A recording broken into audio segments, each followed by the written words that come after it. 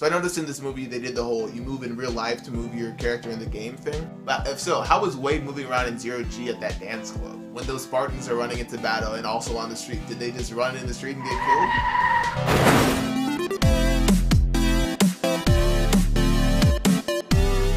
Ready Player One is a movie I was looking forward to for a really long time. When I saw that Steven Spielberg was directing, I was pretty sure we had another classic on our hands. I read the book a couple years ago, and I remember when I was reading it, I kept thinking, I wonder how they're gonna turn this huge convoluted story into a movie. And realistically, what they just did is ripped out the main concept of the book, but I guess watered it down to fit into 2 hours and 20 minutes. So the movie Ready Player One is set in 2045 in Columbus, Ohio. We follow our protagonist Wade Watts, who's a teenager who plays this like virtual reality open world game, the Oasis, every day. So when the game's creator died 5 years earlier, he let everyone know that he hid an Easter egg in the game. Whoever finds 3 keys and 3 gates gets control over the whole Oasis. From that, we get the story of Wade and his friends trying to get the Easter egg before the evil business group IOI gets it and turns the Oasis into a shitty pay-for-play game. So Ernest Cline was the writer of the book, but he was also a writer of the screenplay as well. And as I said before, they made a ton of huge changes between the movie and the book. But sometimes I wonder if those changes were really worth it. So like I said before, Wade has to get 3 keys to get the prize. The movie basically changed all of these from the book, except for the last one at Mount Doom. I honestly really like the new movie gates on the surface. The first one is erased,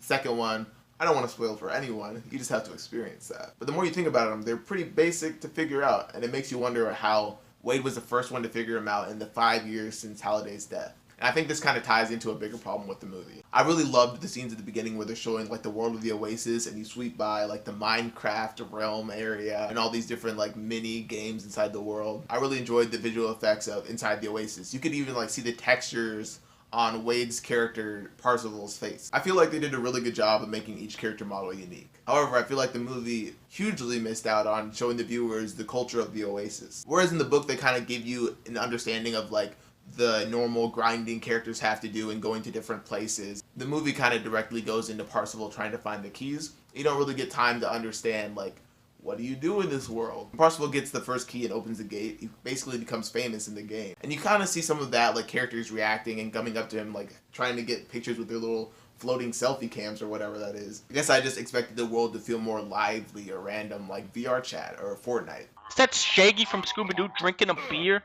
That is where I draw the line. Come on, Master Chief. I feel like the viewers just would have got more from Parzival getting the keys if we'd seen more of how he's a famous person. Like, Parzival even talks about how Artemis has like Twitch streams and she's famous, but we don't really see what it is like to be a famous person in this world in the movie versus in the book. And this broader understanding of the world, I feel like definitely could have been worked into that narration at the beginning, and it definitely would have worked to add a more emotional punch at the climax when everybody from the whole game comes together to fight IOI. In terms of performances, I wasn't really disappointed by anyone. We didn't get Fat Wade, but Ty Sheridan I think did a pretty good job as Wade. I also really loved Ben Mendelsohn as Sorrento. Instead of just going for that like pure evil character he kind of had in Rogue One, he was, I guess you could kind of see more where he came from. Mark Rylance did a good job playing a kind of like socially inept, Steve Jobs-esque character. And though TJ Miller's character IROC wasn't in the book, I really wish there was more of him or just more of that type of funny characterization of the characters in the game. One of the biggest departures that was made from the book was Wade meeting up with Artemis, H, Dido, and Sho earlier in the story. In the book, he only meets up with them at the end. But I feel like it was a good decision for the movie, or else we would have spent like 80% of the movie in the Oasis. Though I talked about the narration at the beginning, it didn't really bother me that much, but there was definitely some clunky dialogue and just like obviously expositional shit like, you're Artemis, that means blah blah blah, and you're Parzival, that means blah blah blah. Like,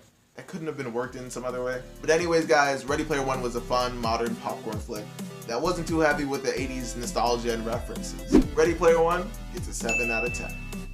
My favorite level. Oh.